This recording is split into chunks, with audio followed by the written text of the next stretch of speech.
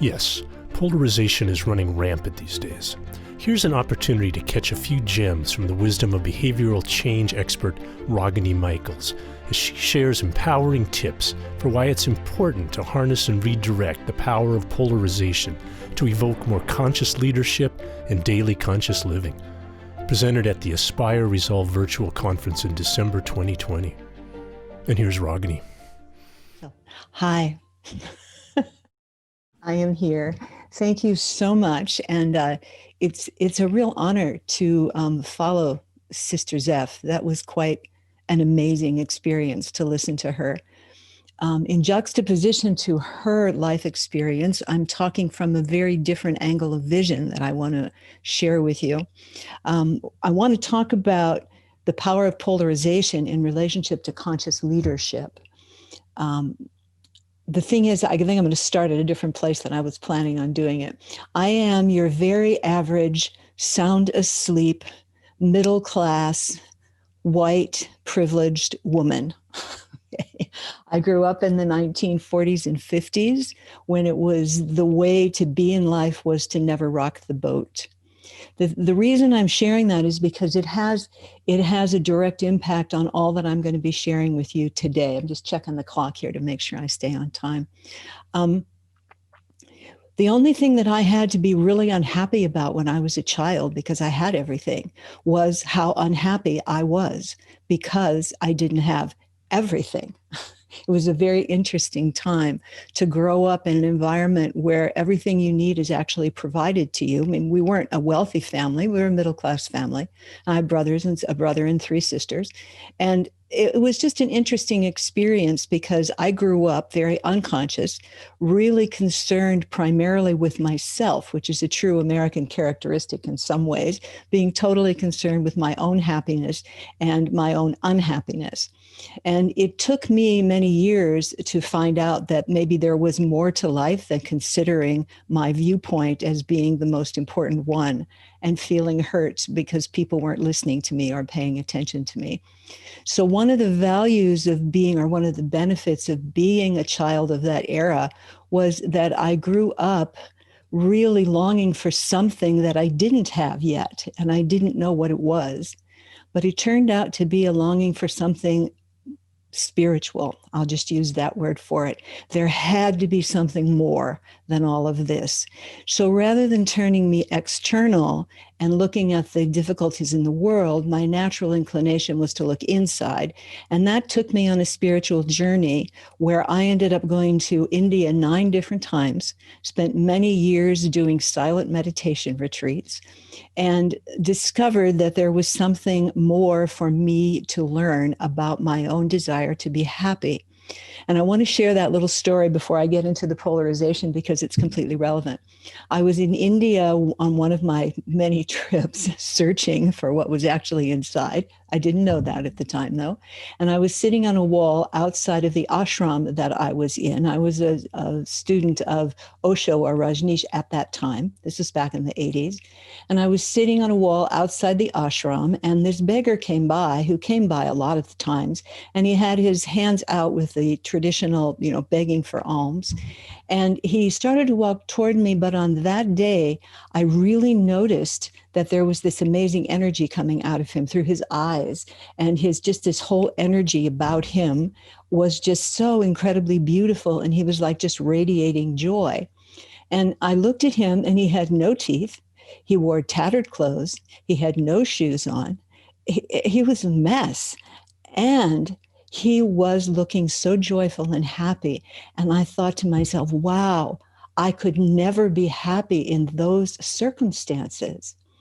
And suddenly at that moment, because of that beggar, I had a real big insight that changed my life that I want to share with you today. And that was that my definition of happiness had been the absence of all unhappiness. Now, I meant all unhappiness. I could be happy as a clam, and along would come something that would disturb my equanimity, so to speak, and I would be unhappy, just like that. So what I learned that day, that insight, became the beginning of me going on a search for how do people stay emotionally balanced and stay happy and centered and peaceful in the presence of the things that bring unhappiness. So what I'm going to talk a little bit about today is what I found out from having searched that question for the next 40 years. Okay. But I want to come back to the metaphor that Sam had asked us to kind of stay with today. And that's that we've been climbing up the mountain and now we're reaching the summit. And at the summit, there's some new things to do. And first of all, I want to say that if you're on the mountain, if you're here, you qualify as a leader. You do. There's somebody following you up the mountain, right? So that makes you a leader. And you're also a follower because there's somebody ahead of you that you're following. But your leadership is right there. It's already in action. Well, one of the things that happens as we go up the mountain and we finally reach the summit is you notice there's a change in the atmosphere. There's the change in the amount of air available to you, in the temperature, in the humidity. And what it requires when we get up to the summit, as Sam has pointed out, now the challenge becomes a little different. The challenge here is how do we communicate and start building the new society, the new world that we want. So wherever you are on that mountain, doesn't matter, you're going to reach the top. And one of the tools or skills that we need up there is a different way to think. And that's what I'm going to talk about and give you some insight into that. So most of us here today are here because we are actually against polarization. Right? We are against people who are against women. We are against people who are against equality. This is part of the power of being of having a position to stand in. You have a place where you say, I am for this. And because I'm for this, I am also inadvertently, without even wanting to say it, I'm against its opposite, which all of us are engaged in doing here. We are women. We want our freedom. We don't want imprisonment. We want to be heard. We don't want to be not listened to. We want to be seen. We don't want to be invisible. These are things we say we want these things. And by nature, we are naturally against the opposite. This is what polarization is. When you take it to an extreme and you start to say, I am right and you are wrong. Now, there's many places where we're all going to say, yes, Ragini, but I am right and they are wrong. And yes, that's true. That's true. And it's also not true. Right? Because the way that we look at things can change the way we relate to them. And when we're on the summit and we're trying to communicate and build a new world, one of the things that we have to have is a way of dealing with this natural polarization. It happens naturally. It's just natural. When you walk into a room of people who hold the opposite viewpoint from you, you will naturally go to the opposing extreme. That is nature demanding balance in whatever circumstance you're in. Nature, which is the driving force behind all action, is going to demand homeostasis or balance. Okay, just like when you stand up like this, you got to balance. There's always movement going on. So when you're in that circumstance up there on the summit and you're getting closer and closer, there's a couple of things that are really important. Unbridled passion, which is what you've had to use and tap into to get up the mountain in the first place. Unbridled passion, and I mean unbridled, that's like polarization, okay? It actually results in anger and can go to rage, and it can be destructive in some ways. But when you can harness the power of this natural polarization that occurs in all of us, right? Then what happens is it changes into love in action, which we had a beautiful example of with Sister Zeph, who spoke just before me. When you can change, when you can harness the power of polarization, which you can feel, you've needed that power, that resilience, that focus, that passion to get up the mountain, even to find the mountain and start climbing up it, which is part of what I had to do. you have to have all of those things, but there's a point in time when it can start to work against you. Because I remember talking to Sam when she first interviewed me for this, and she was sharing with me that she was so upset about something. I hope it's okay that I share this, Sam. That she was so upset about something, which most of us in America have been on the political front recently, that she had found herself becoming exactly like the people she didn't like. And I think that's something that we all can realize that we do when our passion is allowed to run free without anything being said to it. It's just free to roam. When it does that, it's taken a position of polarization. It's moved way far away from the middle. And what you really want up on the mountaintop, up on the summit, where you've got to cooperate and you've got to work together to create a new world and a new place, what you need is a different way of thinking. And this way of thinking is opening the door to allowing you to understand polarities, okay? Opposites. There's two things I learned from my experience over the years in working with this. There are two facts in life that you and I can both verify right here today. One, everything is always changing. There's nothing totally static. And two, there's a pattern in that change that goes from one experience to its opposite experience and then back again. Happy, sad, happy, sad, high, low, high, low, looking outside, looking inside, looking outside, looking inside. Everywhere you look, once you become conscious of it, you will find polar opposites hanging out together. They are inseparable. Like an old married couple, you just cannot get them apart. All right. The problem with not being aware of this is that we tend to, first of all, set up what we like against what we dislike. Okay.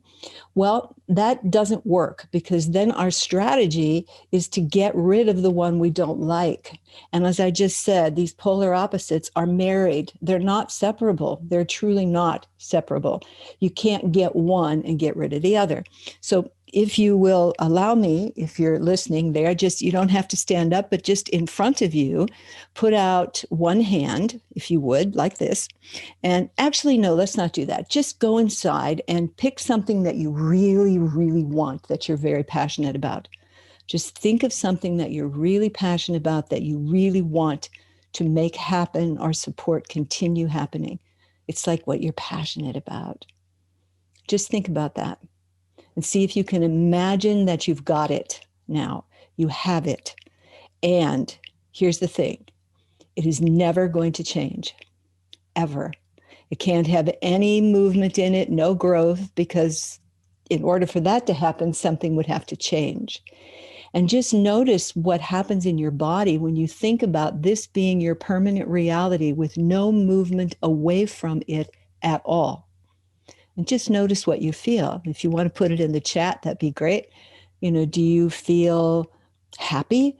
Do you feel kind of closed in? Do you feel a bit imprisoned? Just what is your experience? That's all I would like you to know. Okay, now take a breath if you would. Like clearing your palate between tasting wines, okay? And put that aside. And I want you to bring up now what you are most against that you believe stops you from being able to get that, okay? Now I want you to bring that experience up inside of you, if you would, and just look at it, think about it, step into it, okay? This feeling if you want that to go away. And now let that be permanent, okay? Just imagine that's never going to change. Not ever, not ever, not an iota of shift, right? How does that feel? Okay, I won't leave you there for very long. Take a breath and come back to the present moment. What you can experience there is that both of them kind of don't feel too good because one major element of life is left out of that strategy called impermanence. Every single state that we go into will change. And the fascinating thing is that it changes into its opposite. which never feels good. So really what we're into doing here is we are actually fighting against the things we don't like. This is good. This is what we want to do. So why do we want to bother with polarization? And that's what I'm trying to explain to you, is that if we don't bother with it, we tend to come up with more and more frustration, deeper feelings of despair and failure, often leads to feelings of helplessness and hopelessness because we're not able to succeed because we can't get rid of what we are against. This is part of the kind of thinking that's needed when you get up to the summit. This allows you to be able to cooperate with people in a totally different way. And the really great part about it is that it allows you the freedom to have greater control over your equanimity, your emotional stance. Now, this is where you change passion, unbridled passion, into harnessed passion, right? So that you keep your passion burning bright in the middle, where you are able to stand in a balanced, powerful way and let the changes flow, and you are able to go with them and retain your balance, retain your passion that now can flow out of you as love in action in whatever way you do that, whatever is your gift that you're bringing to the world. It's yours. It's also our job as individuals to harness the power of thought, of the way we look at something. The angle of vision that we use, determines everything that we see, period. And you all know this. I'm speaking to the choir here in some ways. But having been at this for a long time and coming from the place I have come from in my journey, it's allowed me to see there's an incredible increase in power, like a quantum leap in presence, in mindfulness, in equanimity, when you truly can stand in the presence of understanding and surrendering to the nature of impermanence, and that there's a pattern in it that goes back and forth between something very concrete, polar opposites, okay? Whether it's man and woman, whether it's powerful and powerless, happy, sad, win, lose, success, failure, approval, rejection, approved, criticized, accepted, rejected. There's hundreds and hundreds and hundreds of polar opposites that we swim in every single day. Now, when we're going up the mountain, we've chosen one that we feel is appropriate, and that is what fuels our passion. And this is what you are born to do. Now, when you get up closer to the top of the summit, or even when you're on the mountain itself, you start to realize that you need resilience, you need focus, you need patience, and you need clarity, right? And sometimes you don't want a confusion, but the thing is, you have to have confusion if you want clarity. Why? Because clarity keeps needing to clarify itself because life is changing, circumstances are changing. Whatever is going on around you is in constant motion. The more we can be in constant motion while being still allows us to think differently and to approach the situation differently. You do not have to give up what you are standing for. I have to say this because sometimes people go, yeah, but I don't want to give up, what I want. You don't want to give up what you want because that's what you're born to speak to. That's what you are about. But you can influence the world more greatly. You can lead people more easily when you bring this level of conscious awareness to your leadership, where you're actually able to see the weaknesses of your own viewpoint. And amazingly enough, there are some strengths hiding out in the opposing viewpoint, right? It's hard to see in the beginning, but whenever your passion has run to a certain level and you start to realize that you're moving from being passionate to being like angry, to being volatile, which is a phase in the journey and is beautiful and is needed. And I've been through, oh my God, I was angry my whole life for so long, just angry about being a woman, angry about it. I didn't have much to be angry about. I had everything, but your inner world was, I'm not beautiful enough. I'm not smart enough. I'm not clever enough. I'm not rich enough. I'm not slender enough. There you go. It just goes on and on and on. All of those things, eventually you want to allow to stop moving way over to the side, okay? And bring yourself back to where you're aware there's more than that for you to be fighting for. There's the challenges at the summit, the challenges there where you need resilience. Why do you need resilience? Because you need to continue the fight. So there's a phrase from back on, again, I keep forgetting the name of the guy who offered the idea of the peaceful warrior, but that's what this work will allow you to finally come to. That's it. That's it. Blow our minds. That's it. I hope that was helpful. Well, take a look at the chat. How was it, everybody? Did you find that helpful? What did you find helpful? Please join me in acknowledging and a round of applause for Ragini. You talked about being in India and at the ashram. I feel like that's what we've just experienced with you, with your wisdom. Thank you for sharing my story, because it really helped me actually to understand that even though I find the polarization difficult, that there is value in it. And I had to really reflect on that, because these issues that I have been, and many of us have been raising, didn't start this year. They didn't start in these past 4 years. They have always been there. And so he has given me so much power, so much determination, and so much resilience to see that change. And if he were gone, I fear I would become more lazy about it. Mm-hmm. Interesting.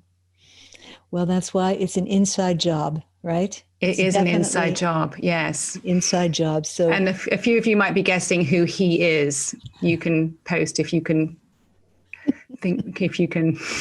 guess who he might be. I think, however, you are going to be great no matter who he is. Yes. Yeah. I'm talking about the big T. I don't even like saying his name anymore. It's been it's been a challenge to look for the positive benefits of this time.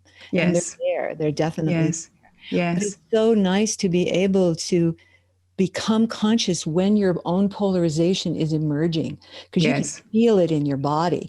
And to be able to have developed the mindfulness, the presence, and the skill set of how to think about it, how to look at it, what angle of vision to use, allows you to take that breath. And then you just step right into your passion again, that's now transformed into your ability to share love in action with your voice, with your presence. In your way. I love it. I loved what you said about being. I wrote it down. Like, at the summit, there are new things to do. You are a leader. At the top, the atmosphere is different. We need a different way to think. We've got to cooperate to create a new world. And I loved what you said, the term harnessed passion, as opposed to unbridled passion, harnessed passion. If we can harness that passion and use it in effective ways, the world will change, I think, or evolve rapidly. So thank you very, very much, Ragini. We are all more conscious leaders as a result of listening to you. I really see you on Oprah. I could see you like with Oprah, and I just think the whole world needs to know about what you're doing. You can help me get on there, huh? That'd be fun, wouldn't it? It would be fun. It would be really fun, but also needed, I think. The issue of polarization is huge right now. Can I share one last thing for you? It's something that really helps me a lot. It's and if I have like a minute, if you just imagine yourself sitting on this hilltop or this summit with your loved ones or beloved ones next to you, and imagine yourself looking in their eyes and feeling that feeling of love that comes when you are with your beloveds. And this is love telling you you're everything. Everything melts. And then shift your focus, if you would, to the night sky and look at all the stars and all the galaxies. And you say to yourself, Wisdom tells me I am nothing. This is a phrase from Nisargadatta, who is an Indian mystic, and it just says, love tells me I am everything. Wisdom tells me I am nothing. Between these two, my life flows. Oh, geez, Willies. It's so beautiful. I just love that. It's my guideline. You're so eloquent. And I love it. I'm so not. You balance out my bluntness. Thank you very, very much, Ragini. We'll have you back, I'm sure. And it's remarkable the work that you're doing, and people will want to connect with you. So please check on the LinkedIn group and the chat, and for people that want to have your information. Thank you so much, everyone.